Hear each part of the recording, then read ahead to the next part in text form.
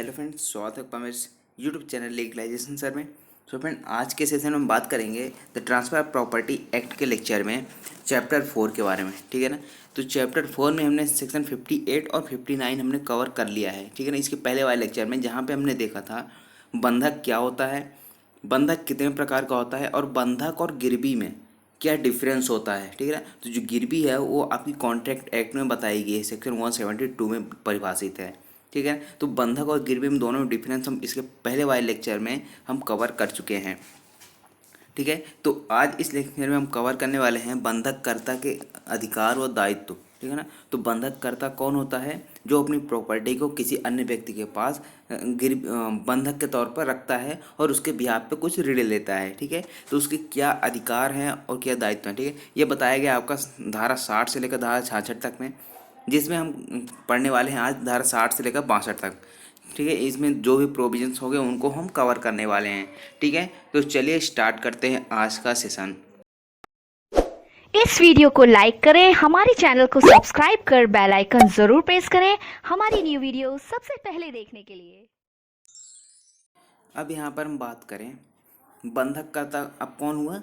जो अपनी प्रॉपर्टी को एक सिक्योरिटी के तौर पर रखता है किसी अन्य व्यक्ति के पास कि उससे ऋण लेता है। जो यदि वह नहीं चुकाता है तो जो दूसरा व्यक्ति है अर्थात बंधकदार है वो क्या कर सकता है? उस प्रॉपर्टी को सेल करके अपनी जो भी ऋण है उसको रिकवर कर सकता है, वसूल कर सकता है।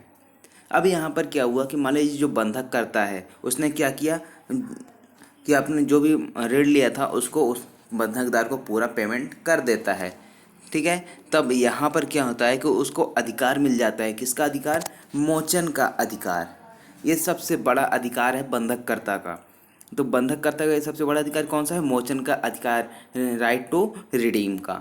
दैट मीन्स इसका अर्थ क्या हुआ कि जो मोचन का अधिकार है इसका मतलब होता है कि अपनी प्रॉपर्टी को वापस लेना। ठीक है।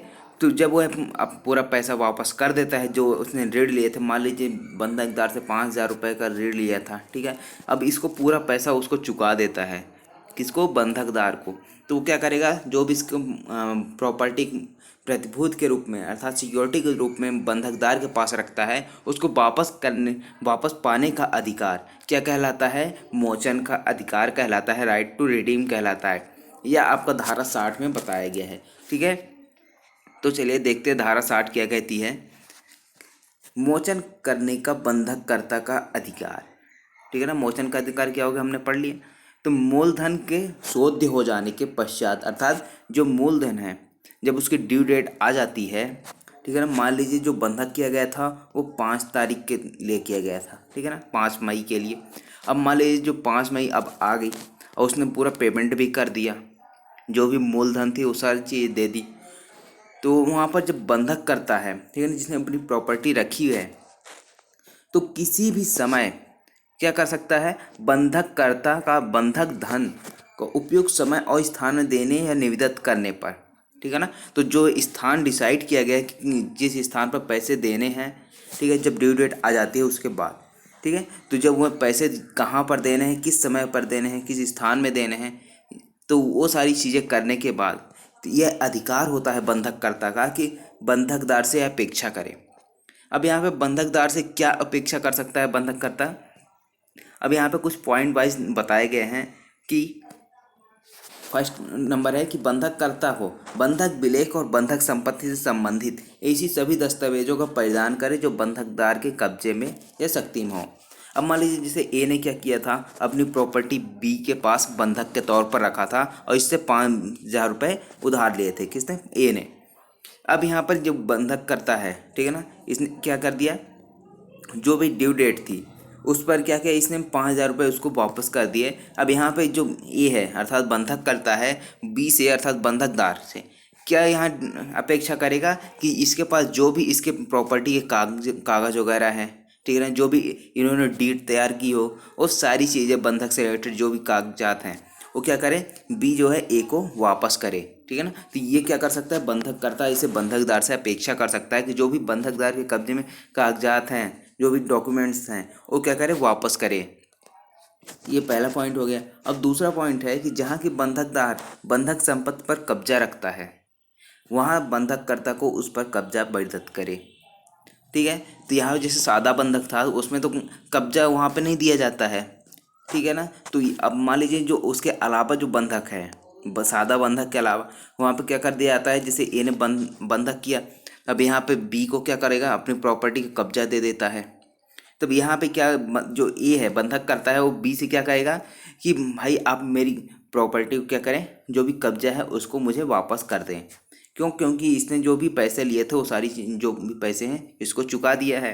तो यहाँ पे अपेक्षा करेगा कि भाई मेरी प्रॉपर्टी की जो भी कब्जा है वो मेरे को वापस करो। तो ये कहता है आपका बी नंबर।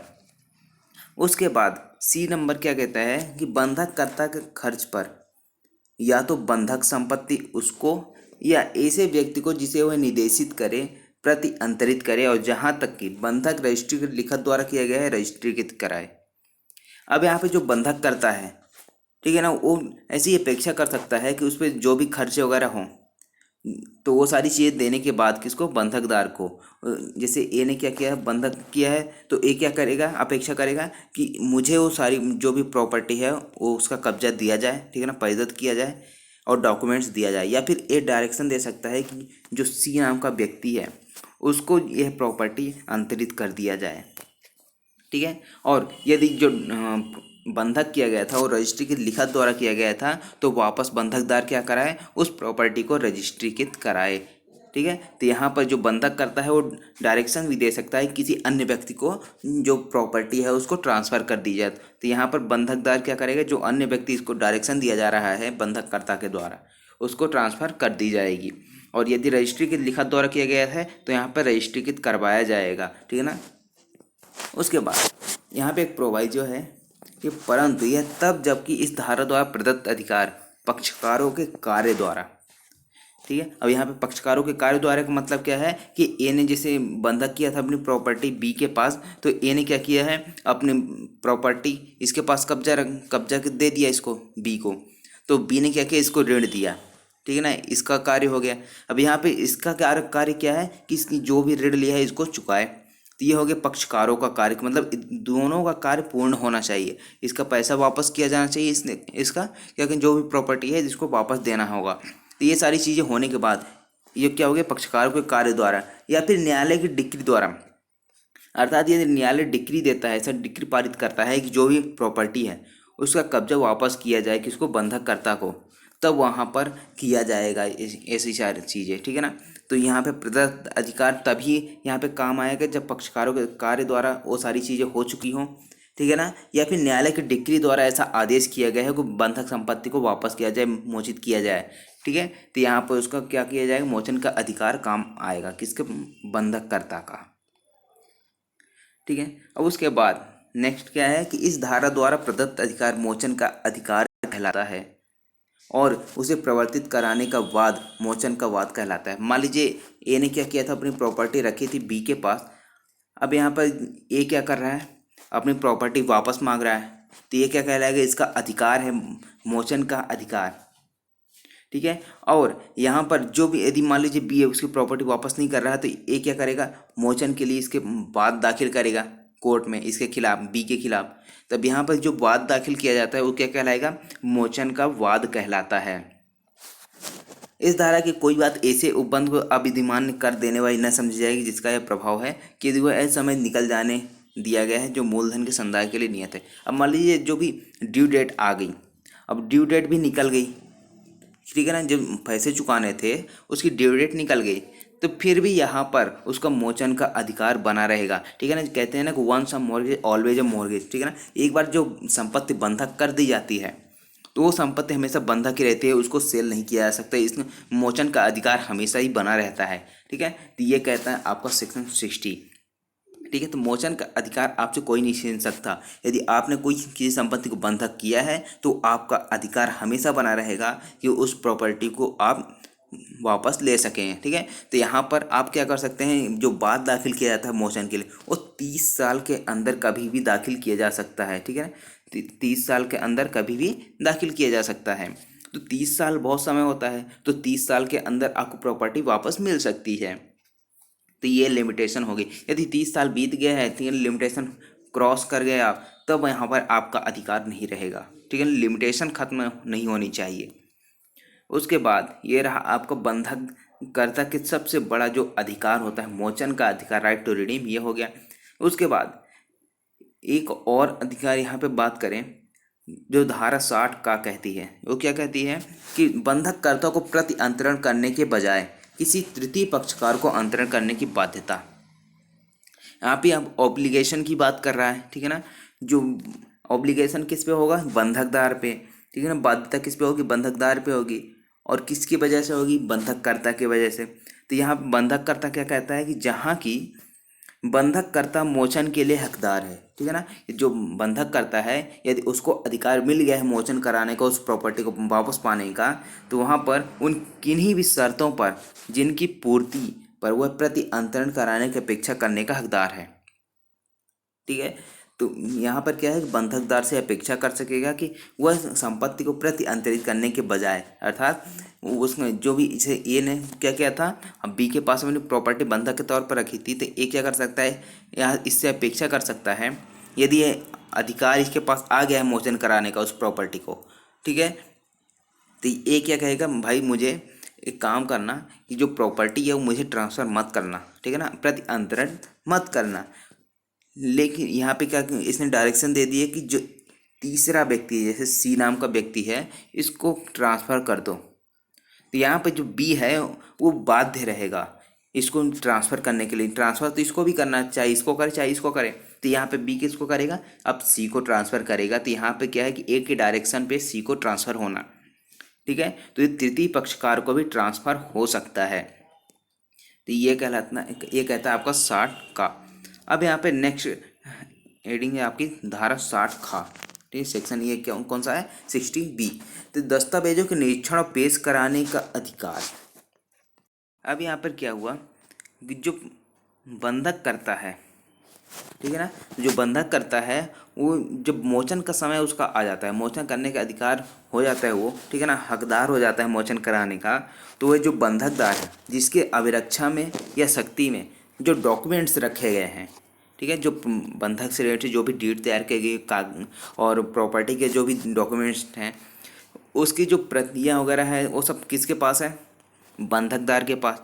तो बंधक करता बंधकदार से क्या अपेक्षा कर सकता है कि उसके कब्जे में या शक्ति में जो भी डॉक्यूमेंट्स हैं उनको उसकी निरीक्षण के लिए पेश करे, ठीक है ना। तो बंधक करता क्या कर सकता है, मोचन कराने के समय वह जो भी डॉक्यूमेंट्स है उसको पेश करवा सकता है, उसका निरीक्षण कर सकता है कि वो सही है या फिर फ्रॉड करके दूसरा कुछ बनवा लिया क्या कैसा, ठीक है। ये सारी चीज़ें करने का अधिकार किसका है, बंधक कर्ता का है। अर्थात मोचन कराने से पहले सारे डॉक्यूमेंट्स को चेक कर सकता है।